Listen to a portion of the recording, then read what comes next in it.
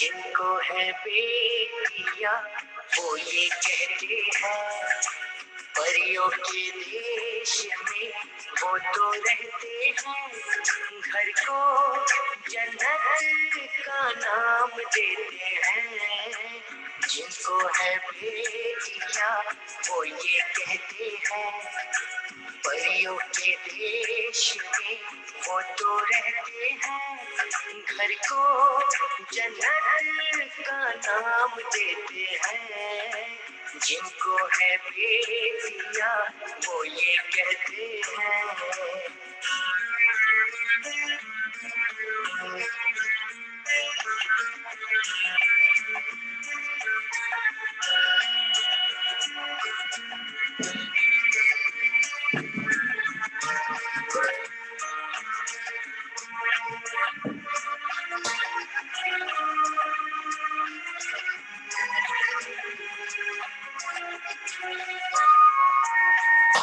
हंसती है जब बेटियां तो मोती झरते हैं, चलती है लहरा के तो फूल खिलते हैं।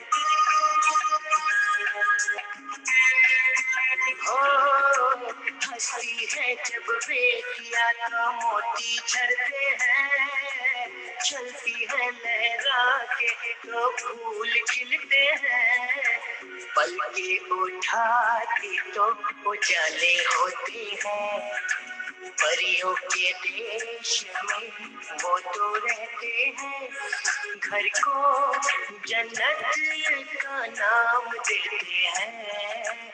जिनको है बेटियां वो ये कहते हैं। हो हो हो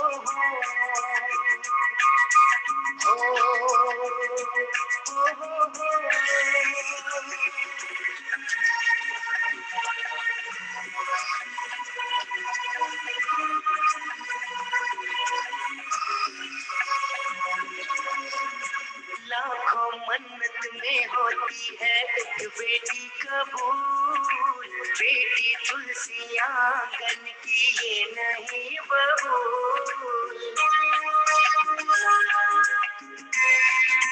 हो लाखों मन्नत में होती है एक बेटी कबूल, बेटी तुलसी आंगन की ये नहीं बबूल।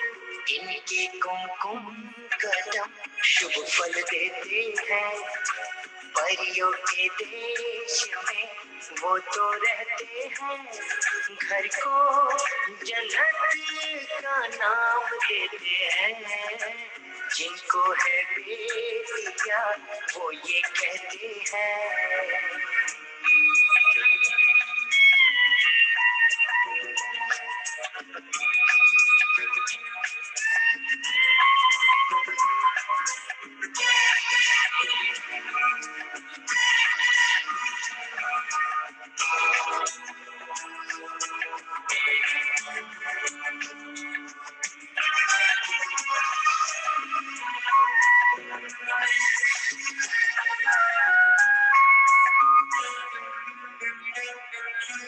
बेटियों से होते है दो आंगन खुशहाल, माता पिता की शोभा ससुराल का श्रृंगार। हो बेटियों से होते है दो आंगन खुशहाल, माता पिता की शोभा ससुराल का श्रृंगार।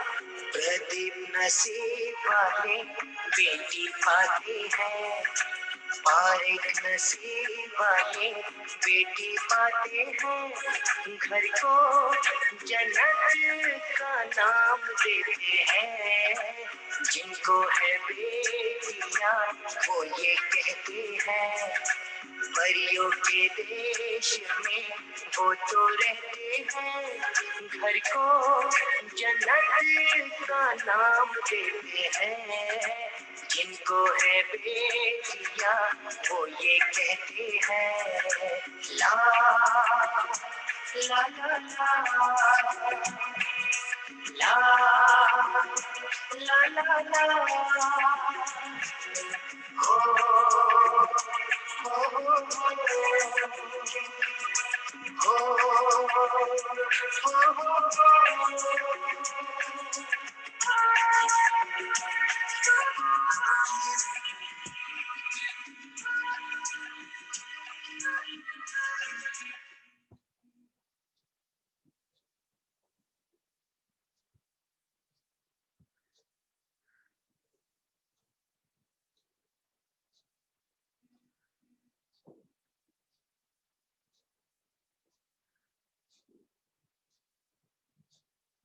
ओम शांति।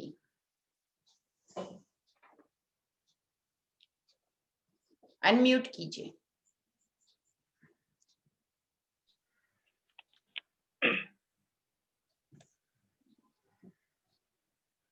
ओम शांति, नमस्ते एंड गुड इवनिंग सभी को। प्रजापिता ब्रह्मा कुमारी ईश्वरीय विश्वविद्यालय राजस्थान बीनमाल की ओर से आज का ये वेबिनार आयोजित किया गया है और आज जो हम मना रहे हैं 24 जनवरी की पूर्व संध्या पर आज का जो डे है नेशनल चाइल्ड गर्ल डे, जिसको हम एक टॉपिक के अंदर ले रहे हैं। जैसे अभी मोदी जी का सपना है कि भारत जो है आत्मनिर्भर बने, तो ऐसे पूरे लॉकडाउन के समय में गीता दीदी जी ने ये सीरीज का बीड़ा उठाया है कि पूरा भारत जब आत्मनिर्भर बनता है तो उसमें हर एक व्यक्ति जुड़ता है। तो इस प्रकार से जो भी सेमिनार्स हुए अभी तक, जिसके अंदर सीनियर सिटीजन्स कैसे आत्मनिर्भर बने, महिलाएं कैसे आत्मनिर्भर बने, युवाएं कैसे आत्मनिर्भर बने, और आज का जो टॉपिक है हमारा वो है बालिकाएं कैसे आत्मनिर्भर बने। तो इस टॉपिक के अंतर्गत चर्चा करने के लिए आज के वेबिनार में हमारे साथ जुड़े हैं परम आदरणीय ब्रह्मा कुमारी गीता दीदी जी। हमारे साथ जयपुर से जुड़ी है ब्यूटी जगत से हमारी प्यारी लाडली मिसेस दीप्ति सैनी, अर्चना देशमुख जी मुंबई से, डॉक्टर प्रेरणा राज, BK doctor Damini, Mrs Mamta Sharma, doctor Megha Talekar. आज के विषय का जो थीम है कि आज के दिन की क्यों जरूरत पड़ी, तो 2008 में ये डे मनाया गया इसलिए क्योंकि अभी तक भारत के अंदर हम देखते हैं तो भी बालिकाओं के साथ थोड़ा सा मतभेद किया जाता है। तो आज के दिन ऐसे तो इंदिरा गांधी जी ने प्रधानमंत्री कुर्सी भी धारण की थी, इसलिए भी ये डे रखा गया है, पर ये मतभेद को सुलझाने के लिए आज के दिन विशेष हर जगह पर नुक्कड़ नुक्कड़ गली गली बेटी बचाओ अभियान, बेटी पढ़ाओ अभियान, ऐसे ड्रामास के द्वारा, ऐसे सेमिनार्स वेबिनार्स के द्वारा ये डे मनाया जाता है। तो आज हम सभी भी इस वेबिनार के जरिए अपने अपने जो भी उत्तम जो कार्य हमने किए हैं या हम करना चाहते हैं और हमारे देश के हर बालिकाओं को आत्मनिर्भर बनाना चाहते हैं, उस पर डिस्कशन करेंगे। और हमारे साथ जो सबसे पहले आज जुड़ेगी वो है अर्चना देशमुख जी मुंबई से। वेलकम अर्चना जी, और आप सभी का भी स्वागत है। अर्चना जी एक सोशल एक्टिविटीज है। मिसेस अर्चना देशमुख, आपने Samaj Ratna award by human rights department प्राप्त किया हुआ है। National vice president of Dada Saheb Phalke award film से आपको मिला है। आप 40 से ज्यादा एनजीओ से जुड़ी हो। आपने बल चक्र अवार्ड भी हासिल किया है। सुभाष चंद्र बोस सद्भावना पुरस्कार जो आज के दिन आपको मिलने जा रहा है, तो ये भी हमारे लिए बहुत गर्व की बात है क्योंकि आज सुभाष चंद्र बोस जी का जन्मदिन भी है। 70 running groups ambassador, yoga instructor, green ambassador, world peace ambassador, 2 times Guinness record holder, 4 times Limca book world record holder, 2 times of World Book Record Peace Holder, Executive Member of Women Supported Women। ऐसी woman आज हमारे साथ है। तो अर्चना जी, आप आपके views इस webinar के बारे में रखेंगे, आपका जो भी मंतव्य है हमारे साथ शेयर करेंगे। धन्यवाद धन्यवाद आपका बहुत बहुत हर्षा जी। ओम शांति। आप सभी को, सारे स्पीकर्स को, गीता दी बहुत बहुत शुक्रिया हमको इतना अच्छा प्लेटफॉर्म और इतनी अच्छी अपॉर्चुनिटी देने के लिए। आज मैं फिर से आप लोगों के सामने आई हूँ, ये मेरा सौभाग्य है। आज का टॉपिक तो इतना अच्छा है कि एकदम दिल को छू जाता है। बालिकाओं में आत्मनिर्भरता, जैसे कि हम सभी इस दौर से गुजरे हैं। पहला हमारा स्टेप बालिका से ही होते हुए अभी हम यहाँ पे पहुंचे हैं। तो मैं सबसे ज्यादा फेवर बालिकाओं के ऊपर करना चाहती हूँ और मैंने कुछ लिखा है, मैं आप लोगों के साथ शेयर करना चाहती हूँ कि बेटे भाग्य से होते हैं पर बेटियां सौभाग्य से होती है। बेटा अंश है तो बेटी वंश है, बेटा आन है तो बेटी शान है, लक्ष्मी का वरदान है, बेटी धरती पर भगवान है बेटी। तो बेटियां जिसके पास है वो तो बहुत बहुत नसीबवान है। मेरे को थोड़ा सा कमी इसलिए लगता है कि मेरे पास बेटी नहीं है खुद की, लेकिन मैं सबको अपनी बेटियां मानती हूँ और मैं लड़कियों के लिए, वुमेन एम्पावरमेंट के लिए बहुत काम करती हूँ, बहुत सपोर्ट करती हूँ। जहां भी मेरे को वुमन या कोई गर्ल चाइल्ड ऐसा कुछ दिखता है तो दिल में पता नहीं उन लोगों के लिए कुछ ना कुछ करने की इच्छा अपने आप जाग जाती है और मैं काफी कुछ कर रही हूँ। और अभी फिलहाल में पिछले 2-3 साल से मैं HIV पेशेंट 40 लड़कियों के लिए भी काफी काम कर रही हूँ, उन लोगों की काफी मदद करवाती हूँ, खुद भी करती हूँ, लोगों से भी करवाती हूँ। यहाँ पर भी कुछ लोग आज जुड़ने वाले हैं, उन्होंने भी काफी उन लोगों को सपोर्ट किया है, किसी ने कुछ फंड के थ्रू किया है, किसी ने किसी और के थ्रू किया है। उसके अलावा मेरा रुझान थोड़ा सा स्पेशल किड्स की तरफ भी रहता है, वहां पर भी थोड़े मंदबुद्धि बच्चे, थोड़े से स्पेशल चाइल्ड बोलना चाहिए उनको, स्पेशल चाइल्ड टाइप के जो बच्चे हैं उनको भी मैं आगे लाना चाहती हूँ। उनका फ्यूचर सोचती हूँ कि कुछ ना कुछ ऐसा हम करें या लोगों से ऐसी हमें मदद मिले कि वो लोग भी अपने हमारे जैसे अपने पैरों के ऊपर खड़े हो जाए। तो कहते हैं ना कि जहाँ चाह वहां राह, तो जितना करो उतना कम है। और आजकल ऐसे कभी-कभी देखने में आता है, सुनने में आता है, जहाँ पे आज भी हमारे हिंदुस्तान में कुछ गांव या कुछ सिटीज ऐसे हैं जो लड़का लड़की में भेदभाव करते हैं, बॉयज एंड गर्ल्स में। ये सुनने में ही बहुत बुरा लगता है। मतलब ऐसा तो होना ही नहीं चाहिए। आज की तारीख में बेटा और बेटी एकदम इक्वल है और लड़कियां तो और लड़कों से आगे निकल रही है हर फील्ड में, हर क्षेत्र में, चाहे वो एजुकेशन का हो, घर का हो, चाहे वो किसी भी चीज का हो।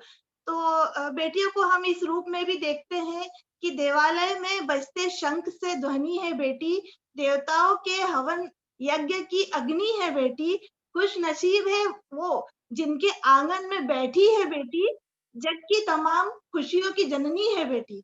तो बेटियों को मैं सबसे ज्यादा, मतलब जहाँ पे लक्ष्मी का रूप है, जहाँ बेटी रहती है वहां खुशहाली ही खुशहाली रहती है, वहां रौनक रहती है। तो आज ही मेरे पास एक और ऐसा केस आया है, एक 28 साल की लड़की है। कुछ 2-3 साल पहले उसकी मम्मी को कैंसर से उनकी मम्मी गुजर गई। तो किसी ने मुझे कहा, वो भी आज अपने वेबिनार में कनेक्ट होने वाले हैं, उन्होंने मुझसे हेल्प मांगी कि वो बच्ची को, एक तो वो स्पेशल है, उनकी एज 28 ईयर्स है और ऊपर से उनको फिट्स आ रहे हैं, ऊपर से वो पुअर है, तो उनको फाइनेंस की जरूरत है। हम लोग पूरी कोशिश कर रहे हैं कि उनको थोड़ी फाइनेंस की हेल्प करा सके। हॉस्पिटल, आज ही हॉस्पिटल में एडमिट भी हुए हैं, डॉक्टर ने 3 लाख का खर्चा बता दिया है, जो शायद वो अफोर्ड नहीं कर सकते। लेकिन हम पूरी कोशिश करेंगे कि उनको जल्दी से जल्दी, ज्यादा से ज्यादा अमाउंट मिल सके और उनका ट्रीटमेंट स्टार्ट हो जाए। और दूसरी बात, बेटियों के लिए मैं ये कहना चाहूंगी कि आत्मनिर्भरता के बारे में, कि सभी बेटियों को, सारे पेरेंट्स उनको सेल्फ डिफेंस में आगे बढ़ाए, अपना कार्य स्वयं करना सिखाए, आलस्य का परित्याग करना सिखाए, आत्मविश्वास भरे उनके अंदर। जितना आत्मविश्वास भरेंगे बेटियां, उतनी ही मजबूत और बोल्ड होएगी। दूसरों पर कभी भी निर्भर ना रहे, अपने कार्य अपने हाथ से स्वयं करे, खुद डिसीजन ले, खुद पे विश्वास रखे। और आत्मनिर्भर बनने के 3 पॉइंट्स तो ये भी है कि positive thinking, positive way and positive people. ये जहाँ जितने भी पॉजिटिव लोग आ जाते हैं, चीजें अपने आप पॉजिटिविटी में बदल जाती है। तो वो भी बहुत बड़ी अपने आप में बात है कि कुछ सिखाकर से दौर से भी गुजर जाएंगे, कल आज और आज कल में बदल जाएगा। कुछ कहकर कुछ सहकर ये वक्त गुजर जाएगा, बदलते परिवेश का आईना फिर नया दिखाएगा। कुछ खोकर कुछ पाकर ये नया पार लगाएगा। आत्मनिर्भरता की देश अद्भुत मिसाल बन जाएगा। तो हम हमारी बच्चियों को जितने जल्दी हो सके अपने पैरों पे खड़े करें, आत्मनिर्भर बनाए, तो आज हमारे पास जैसे अपने वेबिनार में दीप्ति जी जैसे लोग बैठे हैं, तो मैं चाहती हूँ ज्यादा से ज्यादा दीप्तियां पैदा हो, ज्यादा से ज्यादा दीप्तियां बने और आगे बढ़ते रहे। तो मैं अपने आप को बहुत सौभाग्यशाली समझती हूँ कि मैं भारत जैसे देश में पैदा हुई हूँ, भारत की बेटी हूँ और भारत में इतने अनमोल, इतने वुमेन के मामले में इतनी सारी लेडी से आगे निकली है कि जैसे आनंदी गोपाल राव जोशी, ये पुणे से है जो फर्स्ट लेडी डॉक्टर है और उन्होंने डिग्री कितने सालों पहले फॉरेन से ली है। तो जब वो कर सकती है तो हमारी बेटियां क्यों नहीं? ये जो लोग सोचते हैं बेटा बेटी या जो भ्रूण हत्या करते हैं, कितनी गलत बात है। ये सोच को सबसे पहले बदलना है। फिर रोशनी शर्मा जी, ये फर्स्ट बाइकर है जो कश्मीर से कन्याकुमारी तक बाइक चला करके उन्होंने रिकॉर्ड बनाया है। ये भी अपने आप में बहुत बड़ी बात है। अरुणिमा सिन्हा, ये भी अपने इंडिया की है फर्स्ट लेडी जो माउंट एवरेस्ट पे चढ़ी है। रीता फारिया, इनको तो सभी जानते हैं जो मिस वर्ल्ड टाइटल के नाम से इंडिया को इन्होंने फेमस किया है।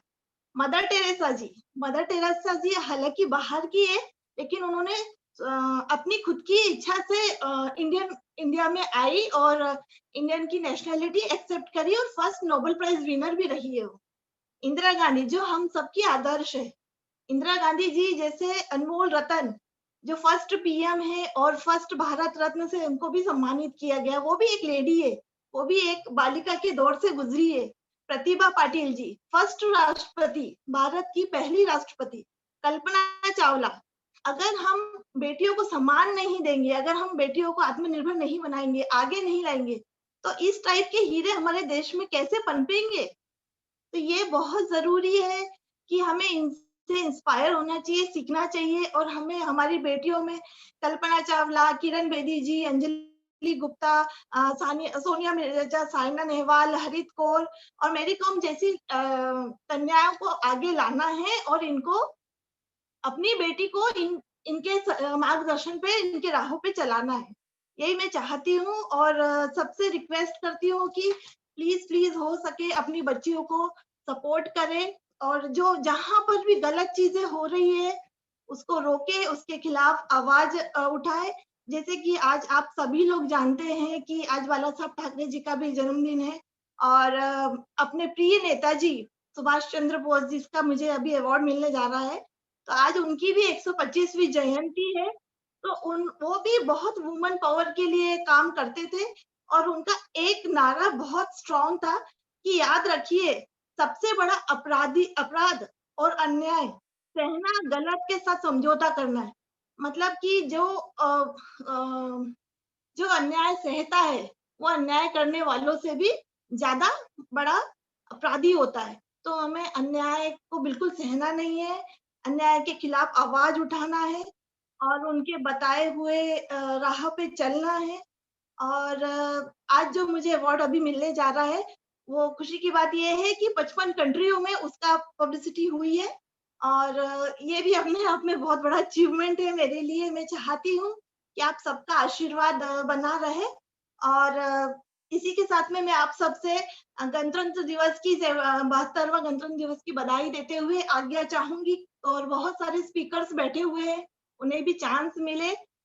ओम शांति।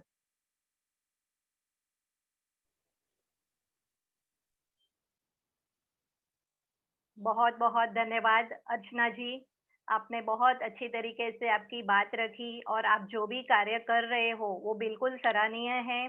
आपने जैसे कहा कि आप कुछ लोग आपके साथ हमारे साथ जुड़ने वाले भी हैं, हम आगे चलकर उनकी भी बात सुनेंगे और आपको अभी हम छुट्टी देते हैं, जैसे आप जा रहे हो। All the best and congratulations हमारी पूरी टीम की ओर से।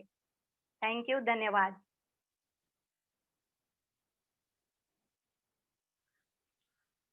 इस श्रृंखला को आगे बढ़ाते हुए, चांद सा तेरा मासूम चेहरा, चांद सा तेरा मासूम चेहरा, आप हया की एक मूरत हो।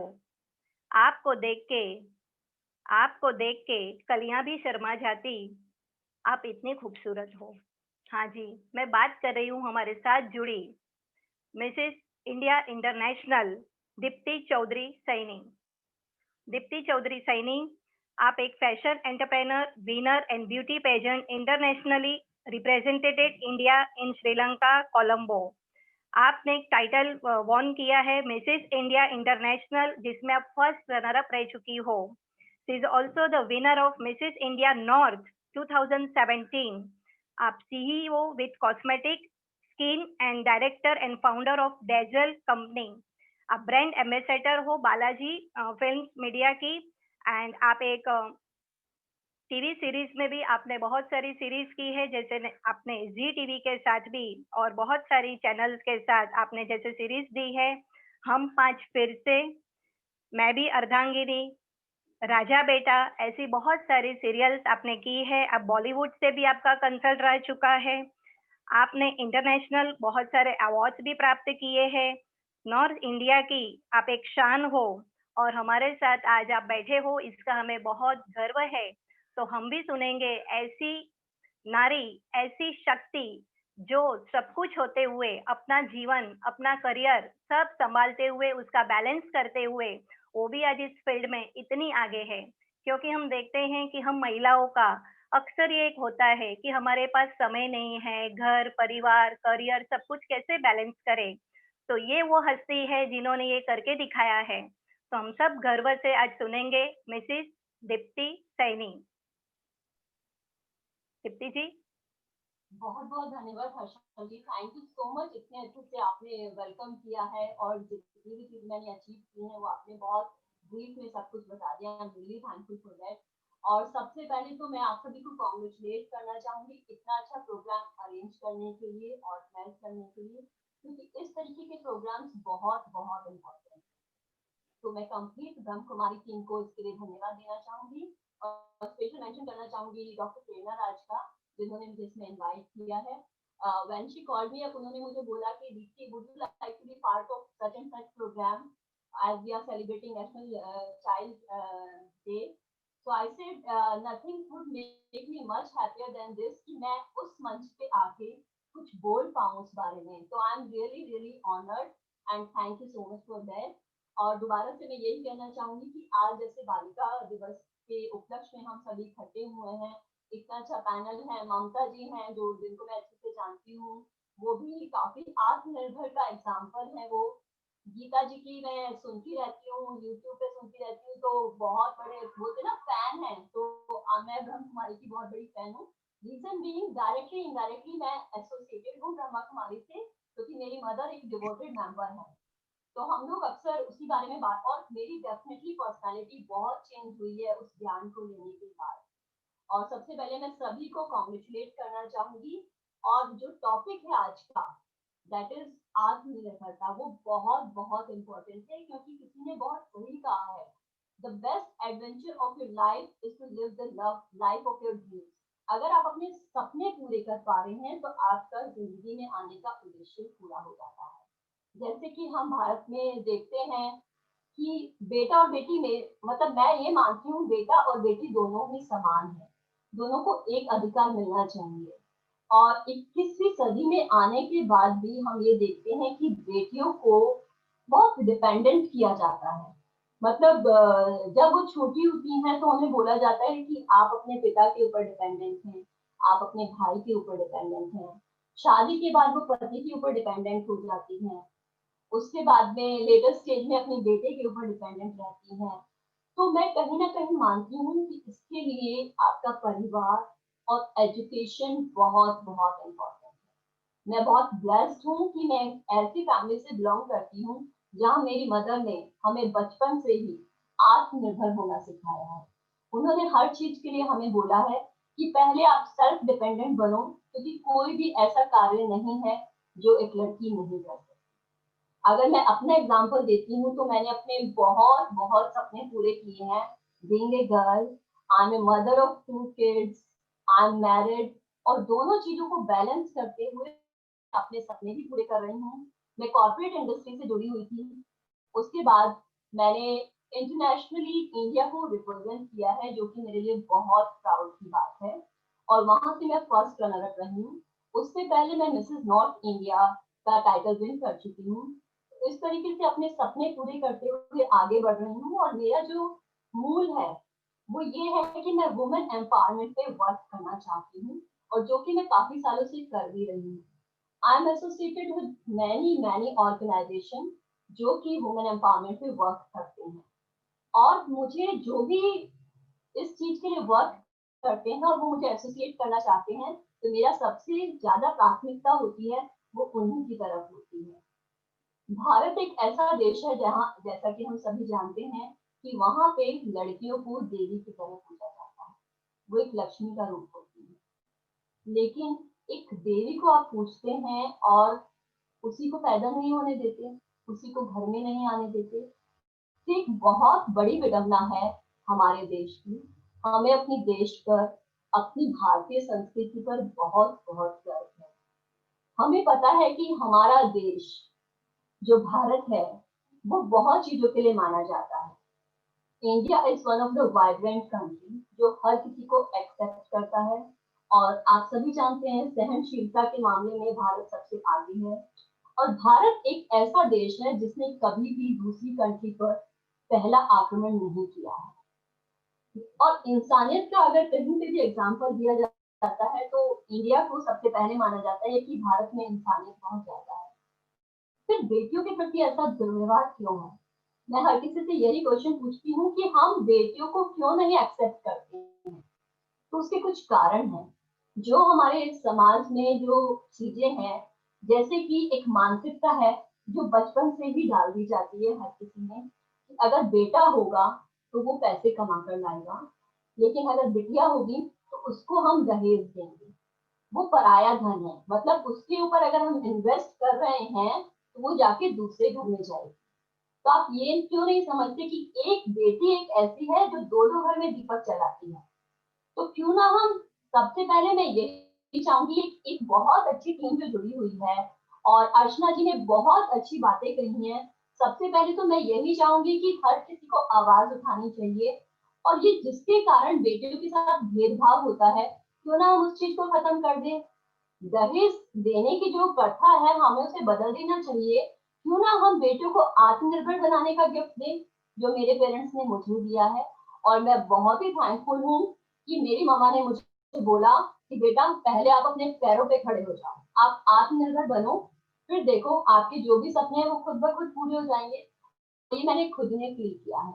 हम बेटियों को क्या बोलते हैं कि ठीक है आप बड़े हो गए हो, अब जब आपकी शादी हो जाएगी तब आप अपने सपने पूरे कीजिए। तो क्या कहीं ना कहीं हम उसके पैरों में बेड़ियां नहीं डालते? मेरा क्वेश्चन ये सभी से है कि क्यों हम बेटियों को आगे बढ़ने से रोकते हैं? क्यों नहीं हम बेटियों को आगे जाने जाते हैं? जो बेटियां आगे चली जाती हैं, क्योंकि यहाँ पे जितने भी स्पीकर्स हैं most of them are very very proud because वो आत्मनिर्भर है, वो अपने सपने पूरे कर रहे हैं। मैंने इंटरनेशनल लेवल पे आई वेंट टू श्रीलंका इन 2017।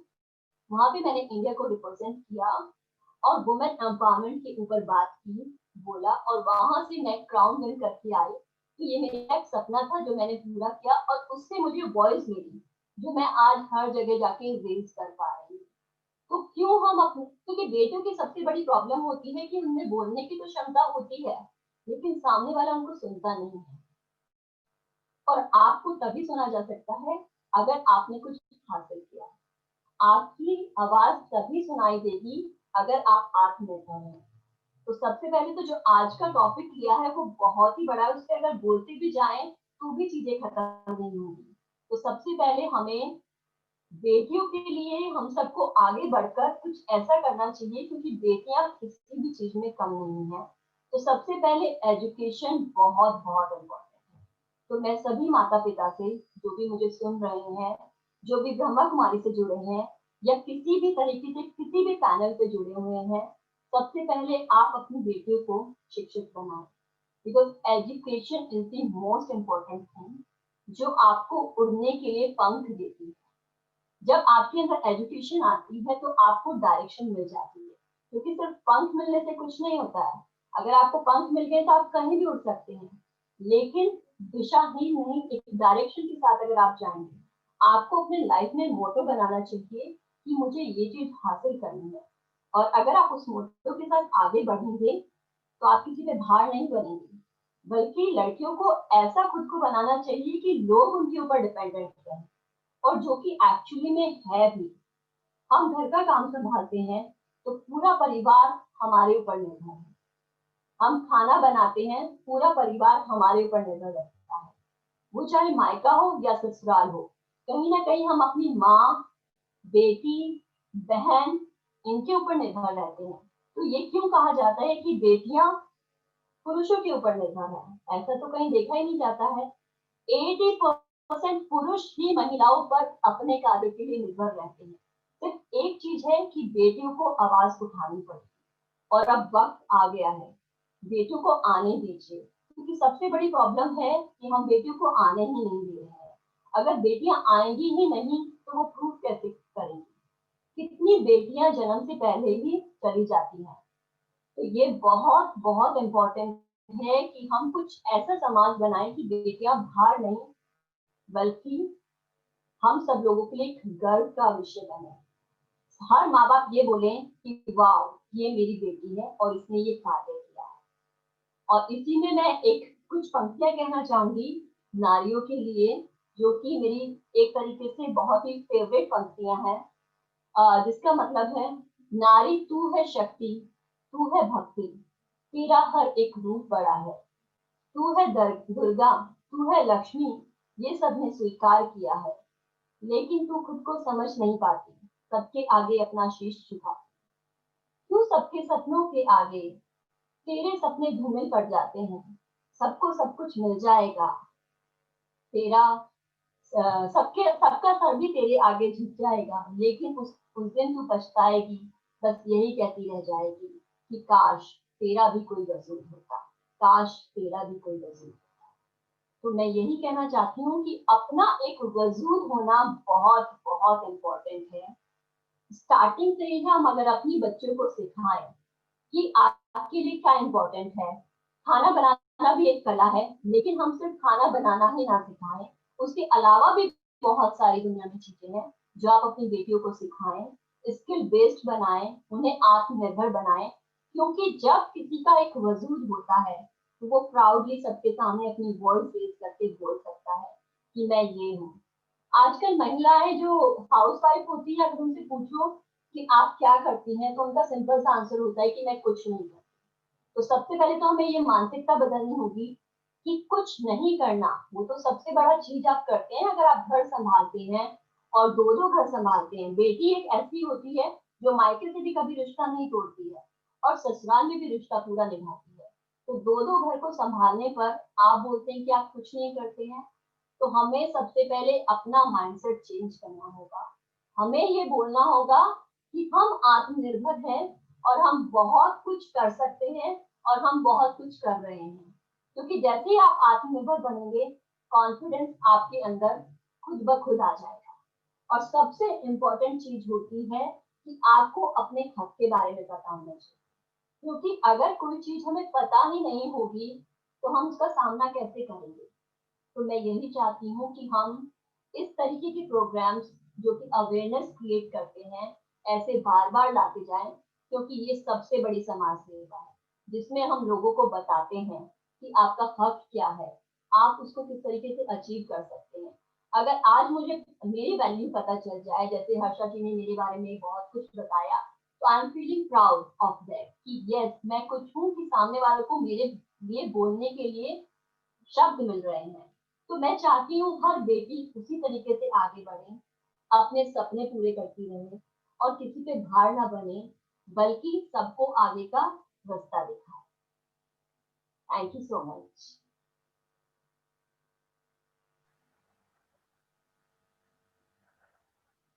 बहुत बहुत धन्यवाद दीप्ति जी आपका।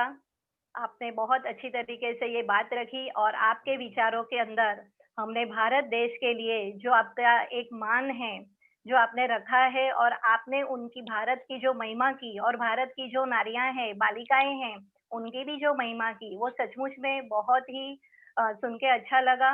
और आप एक ऐसी शक्ति हो खुद में जो और शक्तियां भी जगा सकती हो। तो आपको इस कार्य में और आगे बढ़ते रहना है और हमेशा हमारे साथ जुड़ना है, ये भी हम आपसे वादा चाहते हैं, ताकि हम सब मिलकर ये कार्य को बहुत अच्छी रीति से कर सकते हैं। आपने इतना अमूल्य समय हमारे साथ दिया और इतना समय निकाला, जिसके लिए बहुत बहुत धन्यवाद। इस श्रृंखला को आगे बढ़ते हुए दीप्ति जी, आपको जाना नहीं है, आपको हमारे साथ लास्ट तक रहना है, क्योंकि किसी का क्वेश्चन भी आपके साथ हो सकता है, तो आप साथ में जुड़े रहेंगे। और इस श्रृंखला को आगे बढ़ते हुए कहीं से मुझे अभी एक ताजे गुलाब की खुशबू आ रही है। क्या आप लोगों को आ रही है? एक ताजे गुलाब की खुशबू आ रही है। हाँ, थोड़ा स्क्रीन तो खोलिए आपका। दामिनी जी पधार रही है। डॉक्टर दामिनी जी, डॉक्टर बीके दामिनी, आप एक फिजियोथेरापिस्ट हो। आपने गुजरात से आपकी ये प्रैक्टिस शुरू की है। आप एक बहुत अच्छी स्पिरिचुअल सिंगर हो। आपकी आवाज में वो मधुरता है जो लोगों के दिलों को छू जाती है। आपने भी बहुत सारे नेशनल और इंटरनेशनल अवार्ड प्राप्त किए हैं। आपको देखकर कहीं पर जो भी प्रोग्राम्स होते हैं उसका एक जो वाइब्रेशंस होता है वहाँ का, वो पूरा एक अलग सा रौनक उसमें छा जाती है। ऐसी हमारी सबकी लाडली डॉक्टर दामिनी आज हमारे बीच है, जो आज के दिन पर वो अपने वक्तव्य भी देंगी। और एक मैं समझती हूँ कि इतना मधुर आवाज हो जो सारे नेशनल चैनल्स के द्वारा इंडिया में और इंटरनेशनल चैनल्स के द्वारा विदेशों में भी जा रहा है, तो हमारे बीच में भी होना चाहिए। तो कुछ भी 2-4 लाइनें वो हमारे साथ जरूर रखेंगी अपने आवाज की। और आपने सुरेश वाडकर जी, उदित नारायण जी, हरीश मोयल जी के साथ भी अपनी आवाज दी है। ऐसे मधुर आवाज की धनी, ऐसी विभूति डॉक्टर दामिनी बीके आज हमारे वेबिनार में पधारी है। हम सब के लिए गर्व की बात है। डॉक्टर दामिनी, आप भी अपना मंतव्य रखेगी। ओम शांति। Thank you so much. So जो टॉपिक आज चुना है आपने, it's very beautiful topic and highly needed. तो सबसे पहले शुरुआत करती हूँ 2 पंक्ति से। कहते हैं कि जिसका नीचे कोई अंत नहीं, जिसका नीचे कोई अंत नहीं उसे धरती माँ कहते हैं। जिसका ऊपर कोई अंत नहीं उसे आसमां कहते हैं। और जो हम सब की माँ है उसे परमात्मा कहते हैं। तो ये माँ होता है न अरी, अर्थात जिसका कोई अरी नहीं, जिसका कोई शत्रु नहीं, ऐसी शक्ति। और इसलिए कहते हैं शिव शक्ति। तो शक्ति के बिना शिव कुछ नहीं और शिव के बिना शक्ति कुछ नहीं। तो जो टॉपिक हमारा है कि आत्मनिर्भर कैसे बने, तो मैं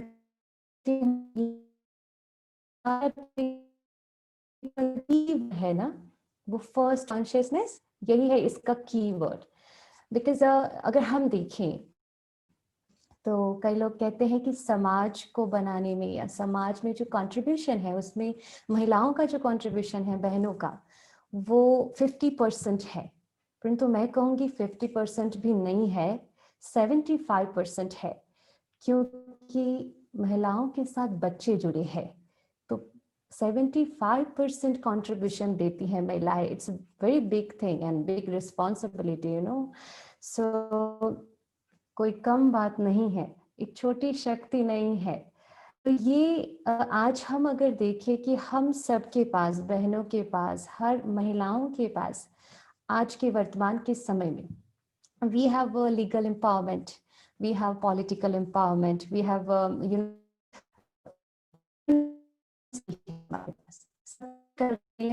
वो पुरुष कर रहे हैं आज के समय में। परंतु ये सब कुछ होते हुए भी इसके साथ अगर विजडम नहीं है तो फिर ये पावर किसी काम की नहीं है। तो we need to ask thy self कि व्हाट इज माय विजन, मेरा विजन क्या है आत्मनिर्भर होने का। तो बहुत सारे पॉइंट्स वैसे निकल के आएंगे और जैसे आगे भी दीप्ति बहन ने काफी चीजें बताई कि बहुत सारी चीजें एक्सटर्नल आती हैं, परंतु मैं पर्सनली ये, that is the spiritual dimension. Inner awareness की बहुत जरूरत है, क्योंकि जब तक इनर अवेयरनेस नहीं होगी, स्पिरिचुअलिटी नहीं होगी अंदर, तब तक हम यही समझते रहेंगे दैट मैं नारी हूं, शक्ल से ऊपर सिखाती हैं। आप जब ब्रह्मा कुमारी में आएंगे तो सबसे पहला ब्रह्मा कुमारी में लेसन सिखाया जाता है that you are a soul. मतलब कि ये जो नारी या पुरुष की बात आ जाती है उससे भी ऊपर उठने वाली बात है, क्योंकि जब हम नारी समझना शुरू करते हैं, बीइंग अ गर्ल समझना शुरू करते हैं, बहन समझना शुरू करते हैं, तो हम अपने आप को एक्सप्लॉइटेड, हीन, इंफीरियर कॉम्प्लेक्स वाला, फिर विक्टिमाइज समझना शुरू कर देते हैं। तो इसलिए स्पिरिचुअलिटी हमें ये सिखाती है और ये डिमेंशन कहीं ना कहीं मिसिंग है, इसलिए हमें बार बार ऐसे एम्पावरमेंट के प्रोग्राम्स करने पड़ते हैं। अगर मैं कहूँ कि तो साइंटिफिकली अगर मैं ये चीज समझाने की कोशिश करूं तो साइंस कहा जाता है दो पार्ट होते हैं, एक राइट हेमिस्फीयर और एक होता है लेफ्ट हेमिस्फीयर। जो right hemisphere for caring, for compassion etcetera etcetera, और जो हमारा लेफ्ट हेमिस्फीयर जो है वो काम करता है लॉजिक पे, एनालाइजिंग है, फिर डिसीजन मेकिंग है, रीजनिंग है, अंडरस्टैंडिंग है। तो ये सारा काम करता है हमारा left hemisphere. Now the thing is we need to balance both of the hemisphere and both the qualities. तो यहाँ पे थोड़ा सा प्रॉब्लम है, हमारा एक क्वालिटी जो हमारा एक तरफ का हिस्सा है वो एक्टिवेटेड है, परंतु ये दूसरा जो है, so left and right both qualities need to be balance. और जब ये बैलेंस हो जाता है ना, तो फिर मैं समझती हूँ कि ये एम्पावरमेंट वाली बात ही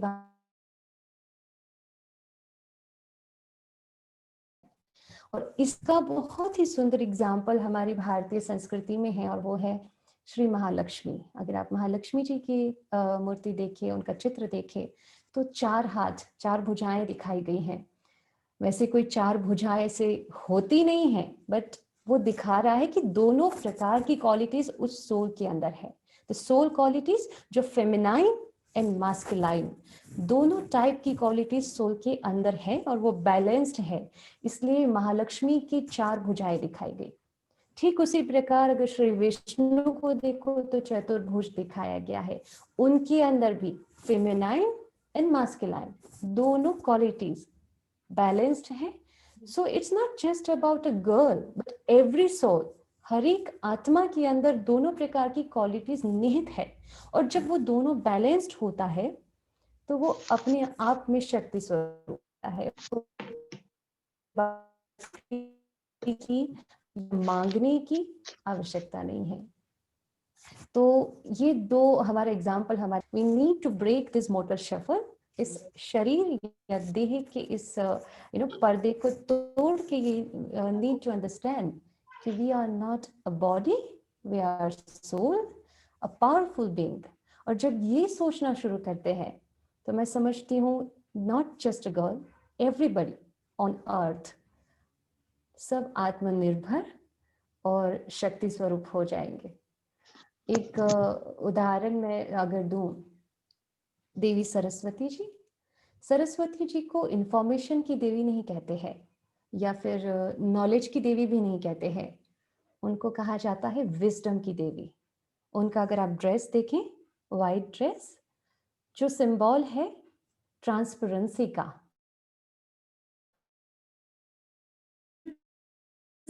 है वो प्योरिटी से आती है। तो हर आत्मा बैलेंस्ड होती है तो उसके अंदर ट्रांसपेरेंसी आ जाती है, and transparency and purity it's very much needed, और बहुत बड़ी शक्ति है आत्मा के अंदर। इस शक्ति के आधार पर, प्योरिटी के आधार पर आत्मा जो चाहे वो सिद्धि स्वरूप बन सकती है, सिद्ध कर सकती है। और अगर हम देखें कि देवी सरस्वती को जो उनका वाहन है वो दिखाया गया है स्वान, हंस, जो प्रतीक है डिस्क्रिमिनेशन पावर का। So this is all about spiritual identity. We need to know thyself. We need to know our qualities and just inner awareness की जरूरत है। जैसे ही हम समझ जाएंगे who we are और हम कौन हैं, हम कहाँ से आए हैं, and what is my qualities, उसकी बैलेंस करना सीख जाएंगे, फेमिनाइन एंड मास्कुलाइन दोनों क्वालिटीज को जैसे हम बैलेंस करना सीख जाएंगे, तो फिर आत्मनिर्भर तो फिर होना ही होना है. There is no doubt. So this is what I feel, and I wanted to share especially today. So thank you so much for inviting me in this beautiful webinar, and especially thank you so much Geeta Didi ji, and thanks to all of you. And yes, I would like to sing just 2 lines for बेटियां, क्योंकि हर्षा बहन ने कहा क्या गाना होगा, तो फिर मैं 2 लाइंस गा लेती हूँ, क्योंकि जहाँ बेटियां होती है ना उसकी रौनक बहुत सुंदर होती है. जिनको है बेटियां वो ये कहती है परियों के देश में वो तो रहते हैं,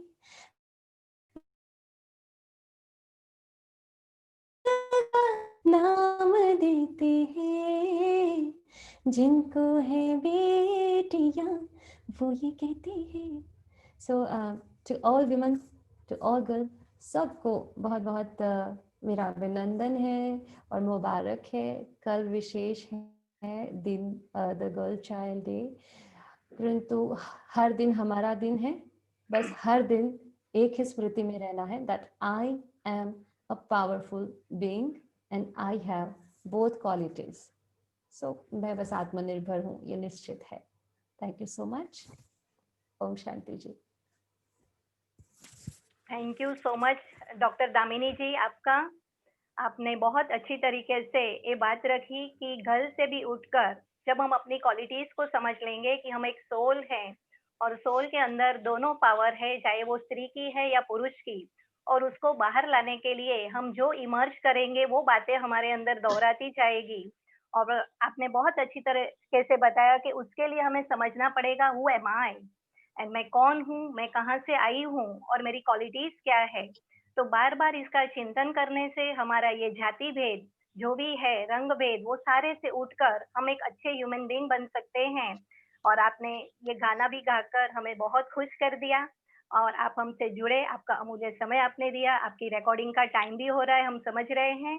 तो बहुत बहुत धन्यवाद और आप हमारे साथ जुड़ते रहना. Thank you so much. अभी इस श्रृंखला को हम आगे बढ़ाते हैं और आज का जो हमारा थीम है उसकी ओर बढ़ते हुए, ऐसे आसमान में एक खलबली सी मची है. आसमान में खलबली सी मची है कि ये कौन सा चांद है जो नीचे घूम रहा है, ये कौन सा चांद है जो नीचे घूम रहा है.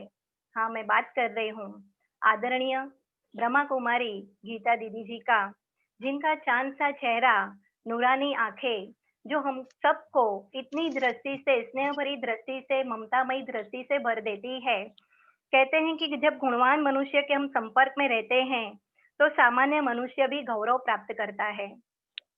कहते हैं कि जब फूलों के हारों में धागा पिरोया जाता है तो फूलों के साथ हार को भी भगवान के मस्तक पर या गलों में डाला जाता है, उसको वहां पर स्थान मिलता है. तो ऐसे फूल के साथ हम धागे सब जुड़े हैं और ऐसी धनी, ऐसी बहुमुखी प्रतिभा इस ईश्वरीय विश्वविद्यालय से जुड़ी हूँ. आपने बहुत समय से युवा सशक्तिकरण, महिला सशक्तिकरण, ग्रामीण विकास, ऐसे बहुत सारे आपने राज्यों कोर्स भी कराए हैं.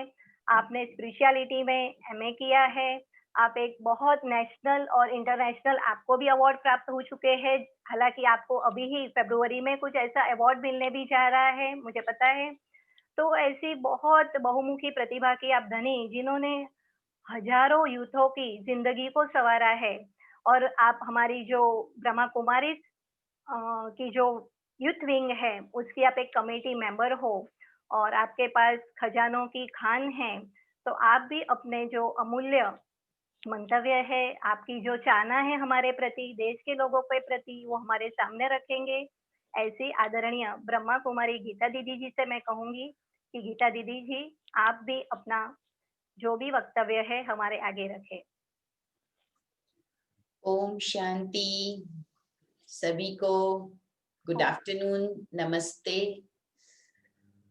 नए वर्ष में हम सभी बहुत अच्छे नए नए आयाम को छू रहे हैं और आज के इस ऑनलाइन वेबिनार में हमारे साथ बहुत सी महान अपने अपने क्षेत्र की बहुत ही विशिष्ट प्रतिभा को लिए हुए और अनेकों के साथ इस तरह से कनेक्टेड कि जो अनेक लोग आपसे इंस्पायर होते हैं, ऐसी सभी बहनों को मैं बहुत बहुत अभिवादन करती हूँ।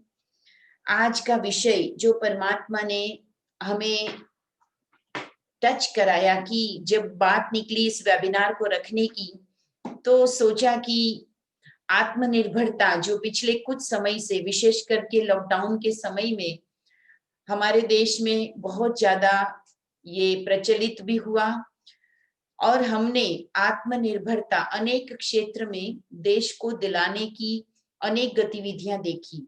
हमने युवाओं के लिए आत्मनिर्भरता के बहुत से वेबिनार किए, जिसमें हमने पाया कि हर व्यक्ति के अंदर के पोटेंशियल को बाहर लाने के लिए हम सभी को काम भी करना है, जागृति भी लानी है। तो आज राष्ट्रीय बालिका दिवस के उपलक्ष्य में यह जो कार्यक्रम है और आज 23 जनवरी को नेताजी सुभाष चंद्र बोस जी का भी जन्म जयंती हम सेलिब्रेट कर रहे हैं। ऐसे दो मौके पर हम सभी बालिकाओं को उनके उज्जवल भविष्य की बहुत बहुत शुभकामनाएं देते हैं। और ये जो कहा जाता है पावर ऑफ 49, ये देश के अंदर अभी और भी ज्यादा पावर दिखा रही हैं बेटियां। और जैसा हमने गीत में भी सुना कि अब वो समय तो नहीं है कि जब बेटी के जन्म पे उदासी छा जाती थी। अब तो हर कोई जरूर ये महसूस करता होगा कि बेटियां हर क्षेत्र में कहीं अधिक मेहनत करती है, बहुत अधिक उनका फोकस्ड होता है और वो जो काम हाथ में लेती है उसे अंत तक पूरा करने के लिए हर समस्या का, हर हर्डल्स का पार करते हुए, सामना करते हुए वो लगी रहती है। परंतु फिर भी ये अगर वेबिनार रखना पड़ा है या एम्पावरमेंट की बात करनी पड़ रही है, तो इसका कारण बेटियां नहीं है, लेकिन हमारे समाज की अभी तक भी कहीं कहीं जो दृष्टि है वो बेटियों के प्रति थोड़ी सी कभी कभी अलग प्रकार की है। मैं कभी गाड़ी ड्राइव करके जा रही हूँ तो कुछ लोग पहले से ही थोड़ा सा अपनी गाड़ी को दूर रखते हैं। ऐसा बहुत सी महिलाओं के साथ होता है कि ऐसा माना जाता है कि शायद ये बहुत अच्छा ड्राइव नहीं कर पाए। ऐसी कई फील्ड होते हैं कि जहां पर लेडीज को देख करके समाज आज भी उनको उतना कैपेबल नहीं मानता है। लेकिन देखा ये गया है कि वास्तव में महिलाओं ने केवल भुजाओं के बल को नहीं बढ़ाया, लेकिन अपने टोटल फोकस को, वैल्यूज को इतना ज्यादा डेवलप करने के लिए तपस्या की है। क्योंकि सदियों से नारी को ये माना गया कि वो डिपेंडेंट है, वो दोयम दर्जे की है और उसे किसी न किसी का साथ लेके चलना चाहिए। परंतु मैं ब्रह्मा कुमारी के प्लेटफॉर्म से जब आपको आज ये बात कह रही हूँ, तब मुझे बहुत हर्ष होता है कि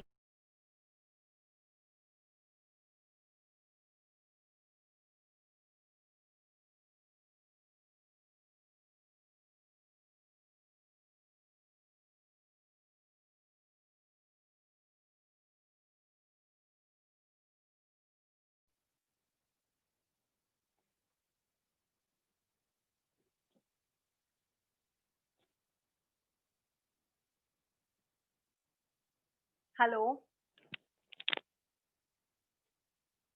शायद वहाँ पे कोई नेटवर्क इश्यू है, तो हम आगे का टॉपिक और आगे की ओर बढ़ाएंगे, फिर दीदी को फिर से हम कनेक्ट कर सकते हैं।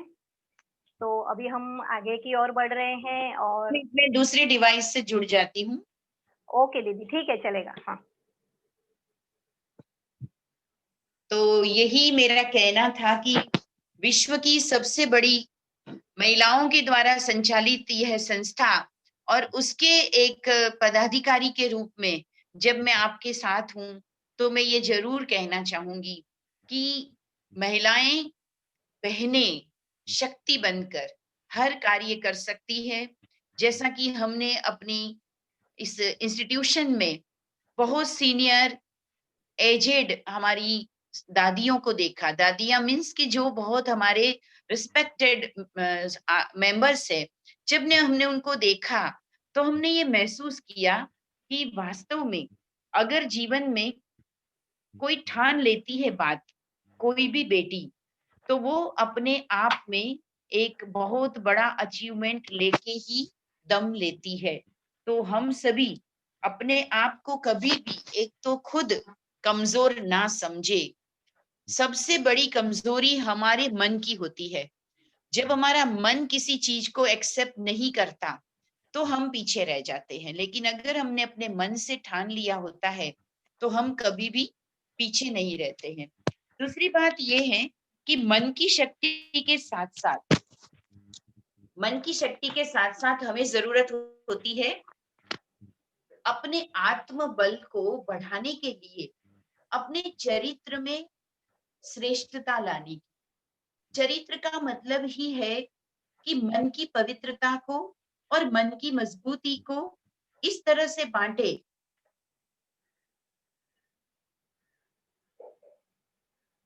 ठीक है, सुनाई दे रहा है ना?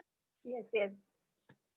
तो चरित्र वो चीज होती है जिसके लिए आदि काल में तो कहा ही जाता था कि अगर धन गया तो कुछ नहीं गया, स्वास्थ्य गया तो कुछ गया, लेकिन चरित्र गया तो सब कुछ गया।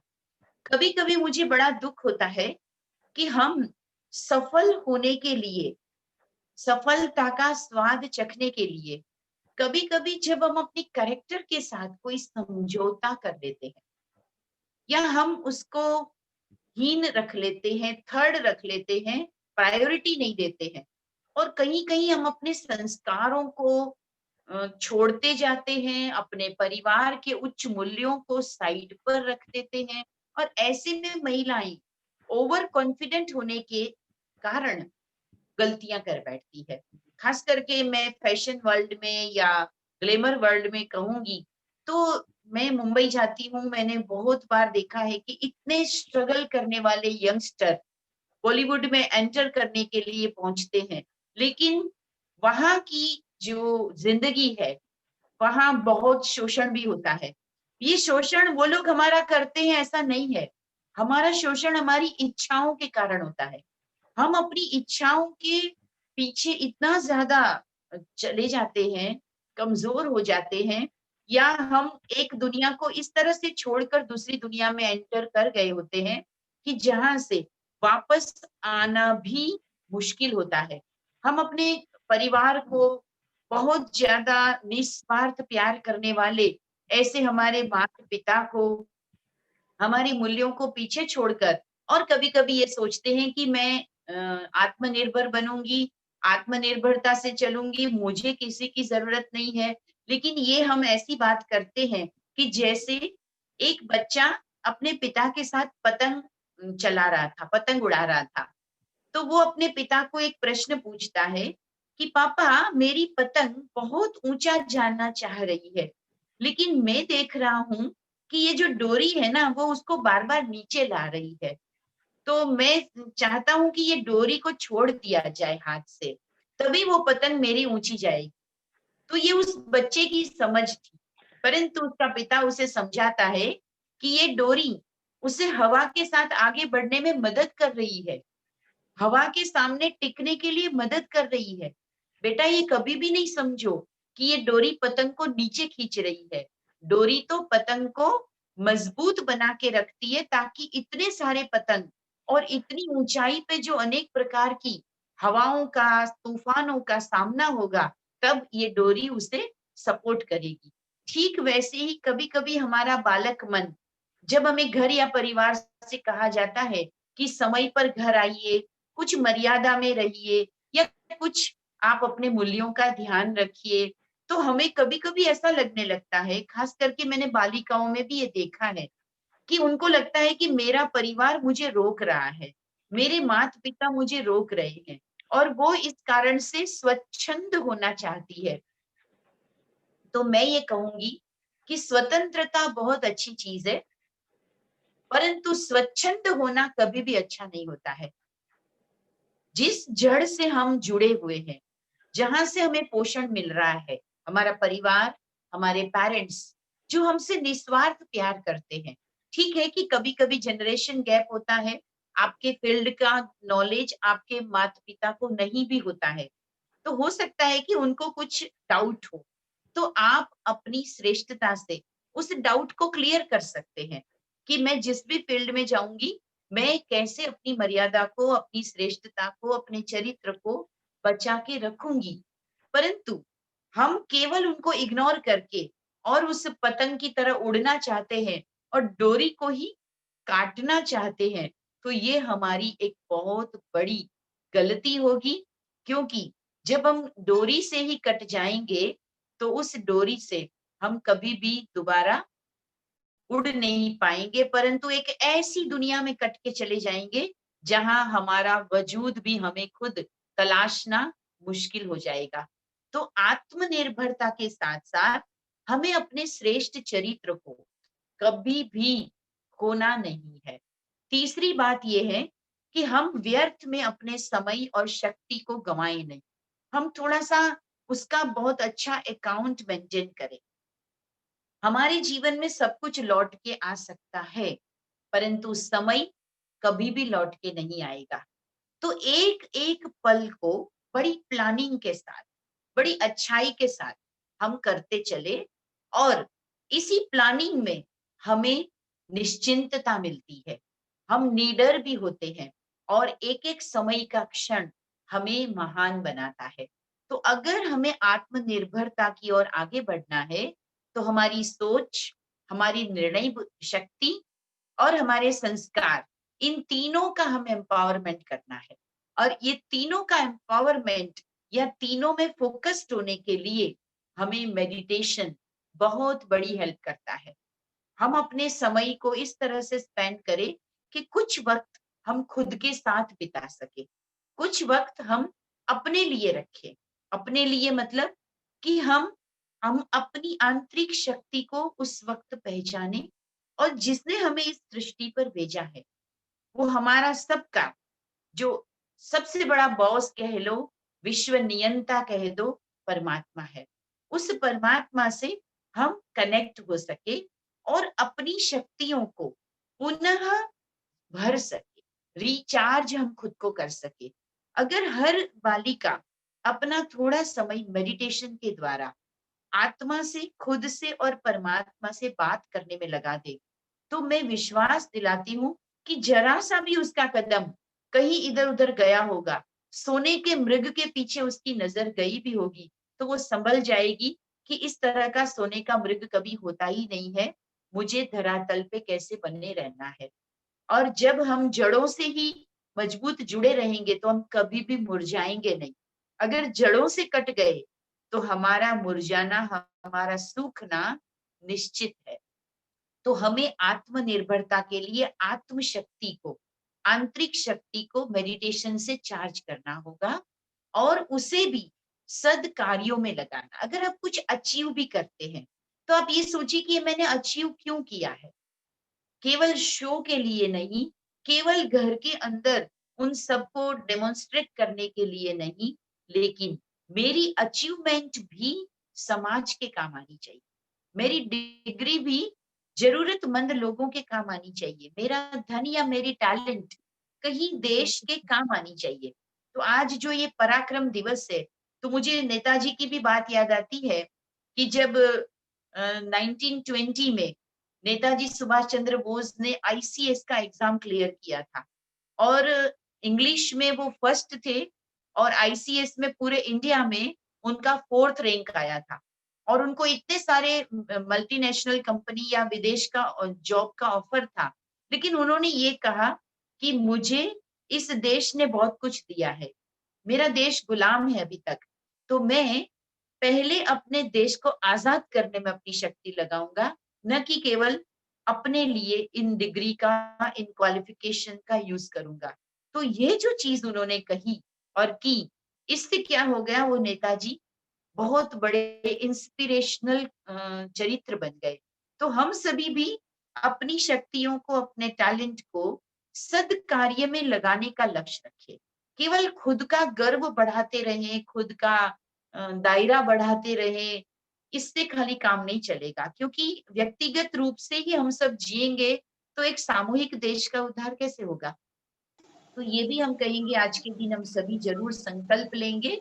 और बालिकाओं को मैं कहूंगी, आपके अंदर अगाध शक्तियां छुपी हुई है, केवल उन शक्तियों पर भरोसा रखिए, किसी के कहने में न आए, मन की मत पे भी न चले तो पर मत पर भी न चले, लेकिन वास्तव में जरूरत है तो ये कार्य करने की कि हम सभी श्रेष्ठता को अपनाते हुए और परमात्म मत पर, कि जिन्होंने मुझे इस धरती पर भेजा है उनका भी कोई तो विजन है, वो भी तो कुछ तो मुझे पर्पस प्रोजेक्ट देकर के भेजा है, तो उस प्रोजेक्ट को पर्पस को पहचानते हुए चले, जैसा कि मैंने अपने जीवन में पहचाना। और आज मुझे बहुत खुशी है कि अगर मैं एक डॉक्टर बनकर, एक इंजीनियर बनकर केवल एक फील्ड का काम कर सकती थी, लेकिन आज मैंने अनेक अनेक वर्ग के लोगों को, अनेक अनेक स्थानों के लोगों को पहचाना है, उनकी सेवा की है, उनके साथ जुड़ाव रहा है मेरा।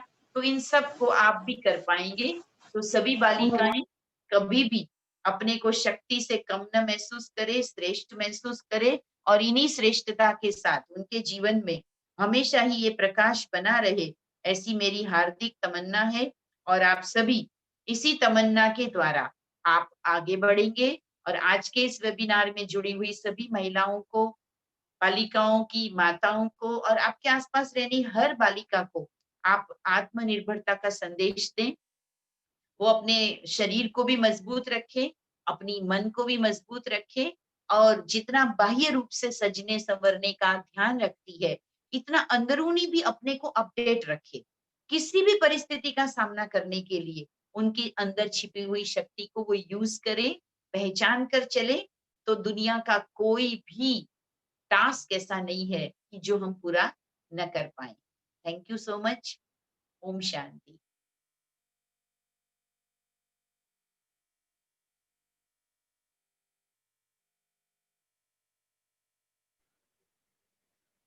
हर्षा बेन। बहुत बहुत, हाँ, बहुत बहुत आभार गीता दीदी जी आपका। आपने बहुत अच्छी तरीके से ये बात रखी कि आत्मनिर्भर कैसे बनना है, जिसके लिए हमें आत्मशक्ति को जागृत करना पड़ेगा, और इस आत्मशक्ति के लिए हमें कहीं ना कहीं मेडिटेशन से अपनी शुरुआत करनी पड़ेगी।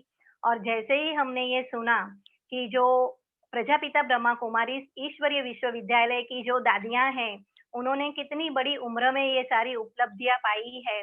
मुझे याद है दादी जानकी जी, जो पिछले साल 104 उम्र के साल में भी उन्होंने बहुत सारे अवार्ड्स को अचीव किया, और उन्होंने दुनिया में बहुत सारे एंजल्स को जन्म दिया, जो आज देश विदेश में हर क्षेत्र में वो अपना कार्य कर रहे हैं। तो आपने बहुत अच्छी बात रखी कि आत्म जागृति से ही, आत्म शक्ति से ही हम आत्मनिर्भर बन सकते हैं। तो बहुत बहुत धन्यवाद गीता दीदी जी। अभी हम इस श्रृंखला में आगे बढ़ते हैं, और आगे जो है वो है प्रेरणा। प्रेरणा कहती है, ना पूछो कि मेरी मंजिल कहाँ है। प्रेरणा कहती है कि ना पूछो मेरी मंजिल कहाँ है, अभी तो सफर का इरादा किया है। ना हारूंगी, ना हारूंगी हौसला उम्र भर, यह मैंने किसी से नहीं, खुद से ही वादा किया है। ये मैंने किसी से नहीं, खुद से ही वादा किया है।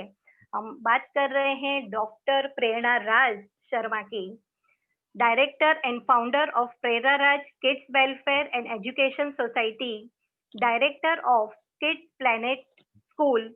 आपने इंग्लिश साहित्य में पीएचडी किया है, और इंजीनियरिंग एंड कंप्यूटर एप्लीकेशंस में आपने संबंधित लेखन के साथ साथ 4 अंग्रेजी व्याकरण बुक आपने लिखी है।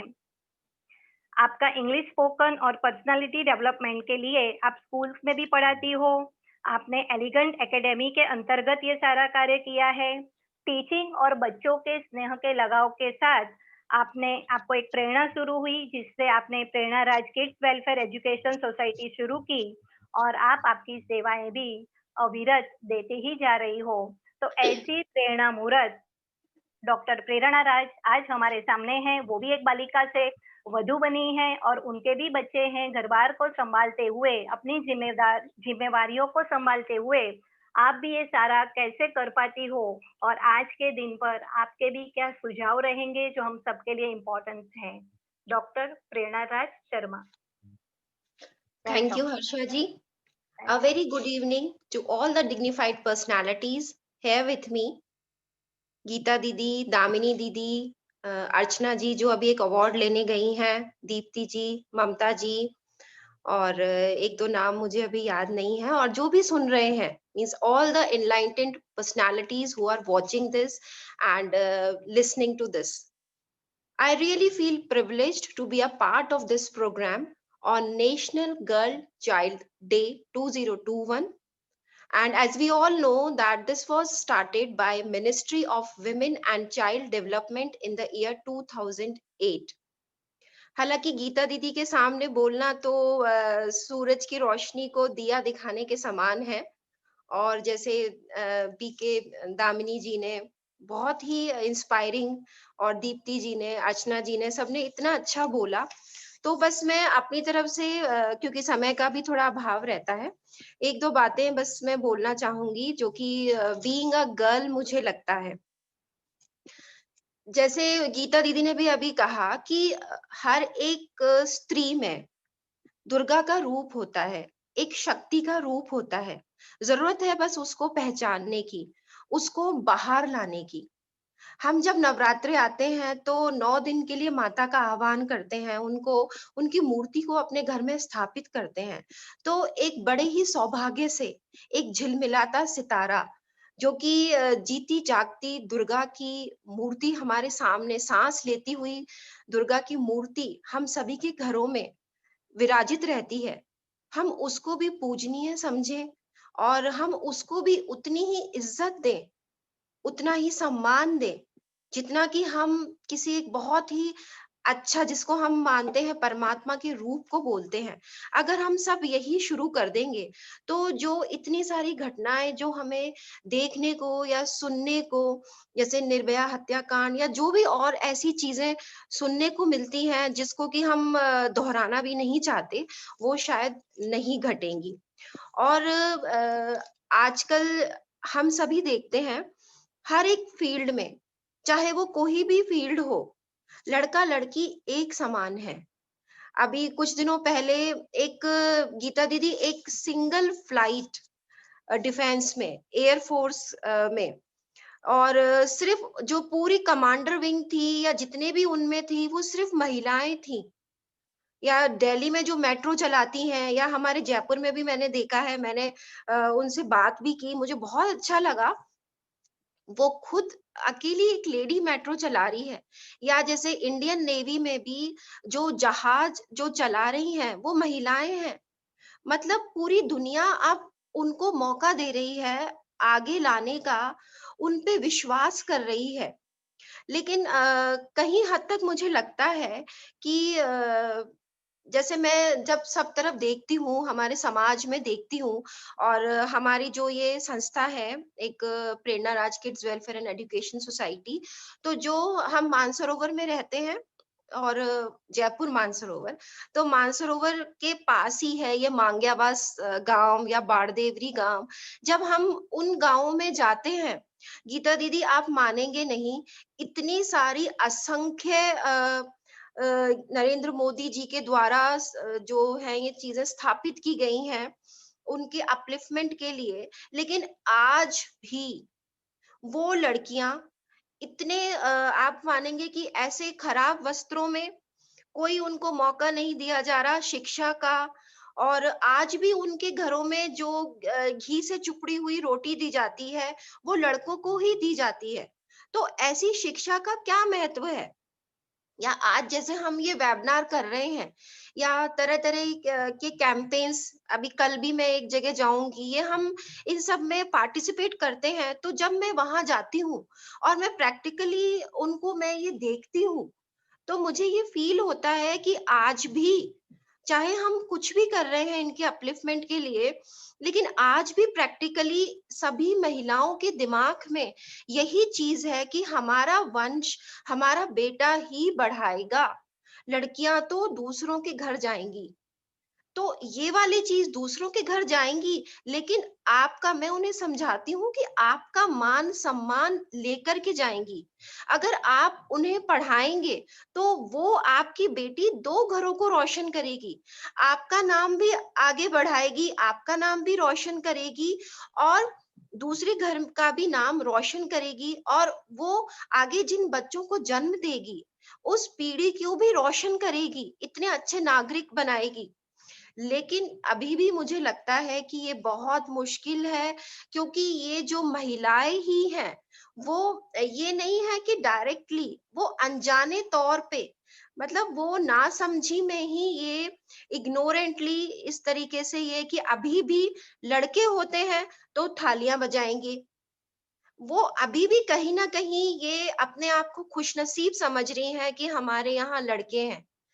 जबकि हम इस चीज को नकार नहीं सकते कि जैसे मेरे 2 बेटे हैं, और मुझे कहीं ना कहीं ये लगता है, और मैं उस दिन का गीता दीदी बेसब्री से इंतजार कर रही हूँ जब एक बेटी के रूप में मेरे घर में बहू आएगी, और तब मुझे लगेगा कि जिस घर में लड़की होती है उस घर में एक अलग ही प्रकार का प्रकाश होता है।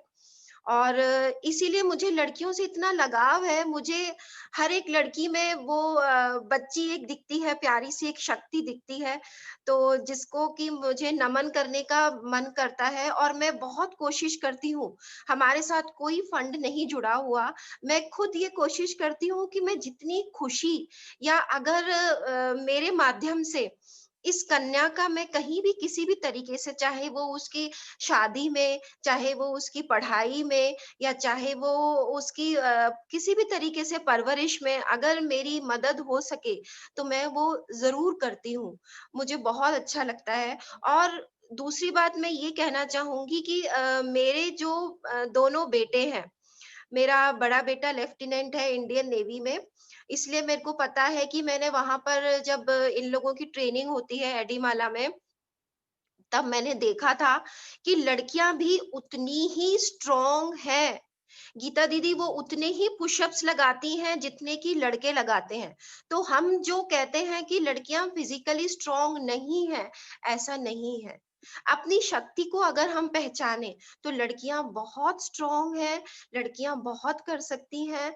सिर्फ है अपने विल पावर को जगाने की, अपने आप को स्ट्रांग समझने की कि हम भी कुछ कर सकते हैं। लेकिन जैसे कि दीदी ने कहा, अपनी मर्यादा में रह करके, हमें कभी भी अपने जड़ों को नहीं भूलना चाहिए कि हम एक परिवार से जुड़े हुए हैं और हमें उसकी जिम्मेदारी भी निभानी है।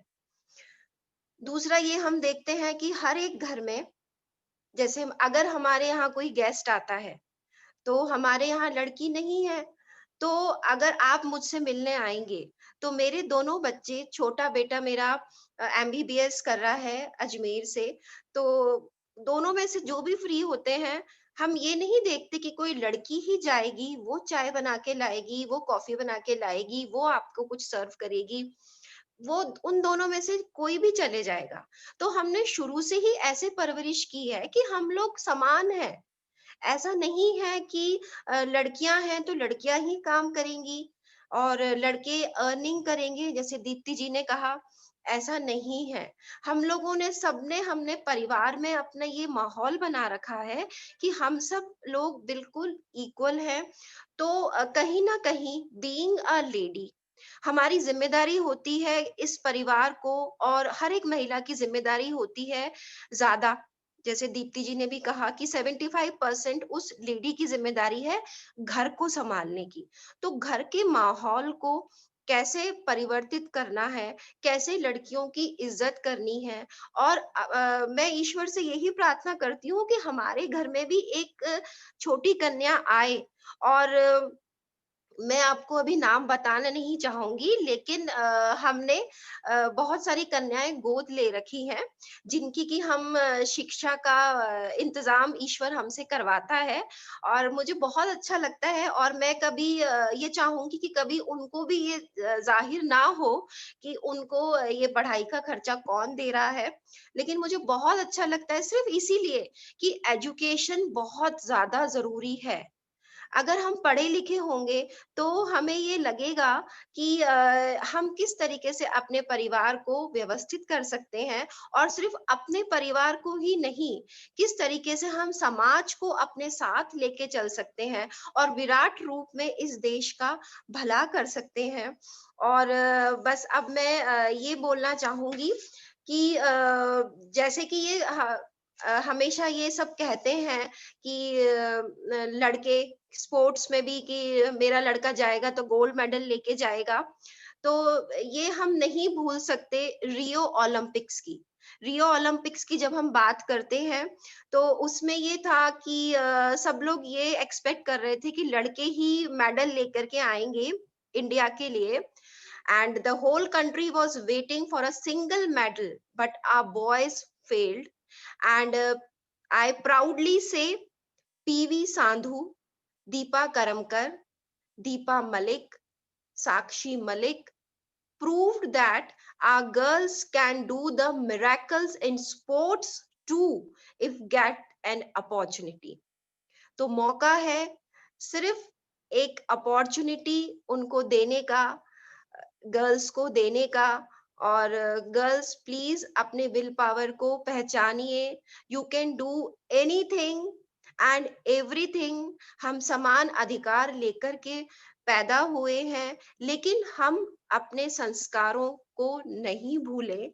और मुझे बहुत अच्छा लगता है कि मैं एक लड़की हूँ, लेकिन मैं जिस तरीके से पैर छूती हूँ उसी तरीके से मेरे लड़के भी पैर छूते हैं। तो ये जो छोटी छोटी चीजें हैं आशीर्वाद लेने की, वो एक महिला को ही अपना घर उस तरीके से बनाना है और ये समझना है कि हमारे ऊपर ज्यादा जिम्मेदारी होती है और उस जिम्मेदारी का निर्वाह हम कैसे कर सकते हैं और हमें उसे बखूबी करना चाहिए। धन्यवाद। हर्षा जी, बहुत बहुत थैंक्स आपका। आपने बहुत अच्छी तरीके से ये बात सामने रखी कि किस तरह से सिर्फ बातें नहीं करनी है पर वो करके दिखाना है। और जैसे आपने कहा कि आपने कुछ बालिकाओं को एडॉप्ट भी किया है और आप उसका खर्चा भी उठा रहे हो और उसके लिए कोई फंड नहीं है, तो ये एक बहुत अच्छे गर्व की बात है जो आपने यहाँ पर रखी। और उसको किस प्रकार से उनको तालीम दी जाए आज के बच्चों को, वो भी आप स्कूल्स के द्वारा कर ही रही हो। तो बहुत बहुत आपका ये ग्रेट काम आप कर रहे हो। और जैसे ही आज के दिन मुझे लगता है कि हमारे महाराष्ट्र की एक जो सिंधु ताई है सकपाल, आपको पता हो, उनको भी हमें नहीं भूलना चाहिए। जैसे आपने बात की कि आपने बहुत बालिकाओं को एडॉप्ट किया है, उनकी कहानी अगर हम यहाँ दोहराएंगे तो शायद बहुत वक्त बीत जाएगा, लेकिन सब उनको जानते हैं सिंधु ताई ने कितने बच्चों को एडॉप्ट कर कर अपनी ही जिम्मेदारी पर आज उनको कहाँ से कहाँ बनाया है। तो ऐसी सारी आज बालिकाएं, ऐसी महिलाएं हमारे देश में हैं, तो जरूर ये हमारा देश और हर लोग आत्मनिर्भर बनते ही जाएंगे। आपका बहुत बहुत धन्यवाद। आपने बहुत अच्छी शेयरिंग की हमारे साथ।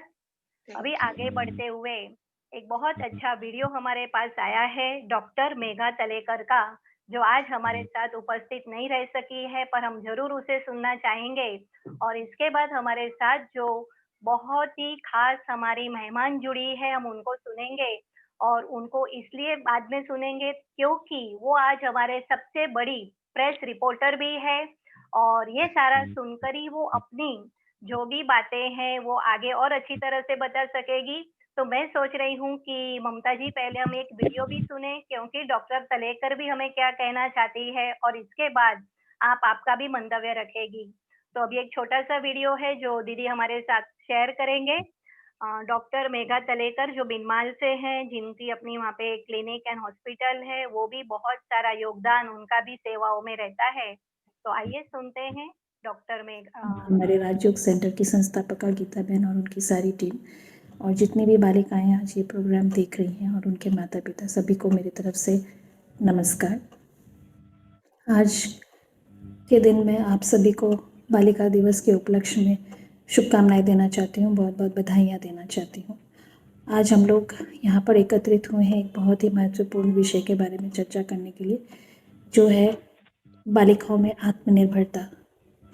मैं समझती हूँ कि इस बात पर चर्चा करना आज के युग की मांग भी है। जब कोरोना काल आया था, विश्व के बड़े बड़े देश हताश हो गए थे, उन्होंने हार मान ली थी। ऐसे कठिन समय में हमारे प्रधानमंत्री जी ने हम सभी देशवासियों को एक मंत्र दिया, वो है आत्मनिर्भरता का, आत्मनिर्भर भारत का। जब पूरा देश इतना आत्मनिर्भर हो रहा है, ऐसे वक्त में मैं समझती हूँ कि हमारी बालिकाएं क्यों पीछे रहें, उन्हें भी आत्मनिर्भर होना चाहिए। पर हमारी बालिकाएं आत्मनिर्भर होंगी कैसे? इसके लिए सबसे ज़रूरी है कि वो शिक्षा ग्रहण करें और अपने आप को शिक्षित करें। मैंने कहीं पर पढ़ा था बहुत साल पहले, विवेकानंद जी ने ये बात कही थी कि आप अगर किसी देश की उन्नति कराना चाहते हो तो आपको सिर्फ एक ही काम करना है कि वहाँ के नारियों को, वहाँ की बालिकाओं को आप शिक्षित कीजिए, तो पूरा देश अपने आप शिक्षित हो जाएगा। मैं जहाँ पर प्रैक्टिस करती हूँ, भीनमाल, इसे कवि माघ की नगरी कहा जाता है। और कवि माघ ने बहुत सालों पहले महाभारत का जो एक पूरा चैप्टर है शिशुपाल का वध, उसको संस्कृत में पूरा वर्णन किया है। जिस जगह के साहित्य, जिस जगह की शिक्षा का इतिहास इतना गौरवशाली है, ये बहुत दुर्भाग्यपूर्ण बात है कि आज भी यहाँ पे बहुत सारी ऐसी लड़कियाँ हैं जिन्होंने कभी स्कूल का मुख तक नहीं देखा, या वो अगर स्कूल जाती भी हैं तो वो कुछ क्लास पढ़कर छोड़ देती हैं। तो यहाँ पर मुझे इन बालिकाओं के माता पिता से एक रिक्वेस्ट रहेगी कि आपके घर में अगर किसी लड़की ने जन्म लिया है तो आप सिर्फ ये ना सोचें कि इसको बड़ा करके इसकी शादी कर देनी है, किसी दूसरे घर में भेज देना है, पर विवाह करने से पहले ये ज़रूरी है कि आप उनको शिक्षित करें। ये इसलिए ज़रूरी है कि अगर आप उन्हें शिक्षित करेंगे तो कम से कम वो अपने ज़िंदगी के बारे में सही विचार कर सकेंगे, अपने ज़िंदगी के सही डिसीजंस ले सकेंगे, किसी के ऊपर डिपेंडेंट नहीं रहेंगे। और सबसे इम्पोर्टेंट बात है कि कल को अगर उनको कोई संतान होती है तो उसे वो एक अच्छा संस्कार दे सकती हैं। सिर्फ ये ज़रूरी नहीं है कि वो बच्चे पैदा करें, क्योंकि मैंने अपने प्रैक्टिस में पिछले 10 सालों से ये देखा है कि 20-22 की उम्र में वो कम से कम 3-4 बच्चों की माँ बन जाती हैं, लेकिन कभी अपने स्वास्थ्य की तरफ वो ध्यान नहीं देती हैं। जो 10 साल पहले मैं देखती थी कि खून की कमी होना, एनीमिया, जो 10 साल पहले होता था, आज का ये डिजिटल ज़माना आ गया है, लेकिन इसके बावजूद भी उनके स्वास्थ्य की कंडीशन सेम है और उसकी इम्पोर्टेंस उनके समझ में नहीं आती है। ये शिक्षा की कमी के कारण है। अगर वो शिक्षित होती हैं और विवाह के बाद में अगर उनके साथ में कुछ आपदा हो जाती है तो अगर ये शिक्षा उनके काम आती है, कम से कम वो घर से निकल कर अपने पैरों पर खड़ी हो सकती हैं। आज ऐसा दिन है कि सुभाष चंद्र बोस जी का जन्म दिवस है आज, और इस जन्म दिवस पे मैं एक बात कहना चाहूँगी कि 100 साल पहले जब सुभाष चंद्र बोस जी ने आज़ाद हिंद फौज की निर्माण की थी, इतने सालों पहले भी उन्होंने अपने फौज में एक महिलाओं की रेजिमेंट बनाई थी, जिसकी कैप्टन लक्ष्मी जिसकी कमांडर थी, और उनके अंडर पूरी की पूरी महिला की रेजिमेंट थी, जिसे झांसी रानी रेजिमेंट कहा जाता था। अगर इतने सालों पहले हमारी नारी इतनी स्ट्रॉन्ग थी तो आज क्यों नहीं हो? अगर वो कर सकती थी उस ज़माने में तो आज की बालिकाएं भी ज़रूर कर सकती हैं। और अगर आप वर्तमान में भी अगर देखना चाहें तो वर्तमान में भी हर जगह पे लड़कियां आगे आ रही हैं, वो कोई भी फील्ड हो, शिक्षा का फील्ड हो, इंजीनियरिंग का फील्ड हो, मेडिकल का फील्ड हो, कोई खेल का टीम हो। आप अगर देखा जाए तो हमारे देश में हर खेल की अलग से महिला की टीम है, फिर वो क्रिकेट हो, फुटबॉल हो, टेनिस हो, बैडमिंटन हो, स्विमिंग हो, कुछ भी हो, एथलेटिक्स हो। और ऐसा नहीं है कि वो लोग सब की सब लड़कियां बड़े बड़े शहरों से आती है, वो आपके जैसे ही छोटे छोटे गाँव से निकल के सिर्फ उनमें इच्छा शक्ति है और वो अपने स्वास्थ्य की तरफ ध्यान रखती हैं। अगर आप स्वस्थ होगे तो ही आप आगे बढ़ सकोगे।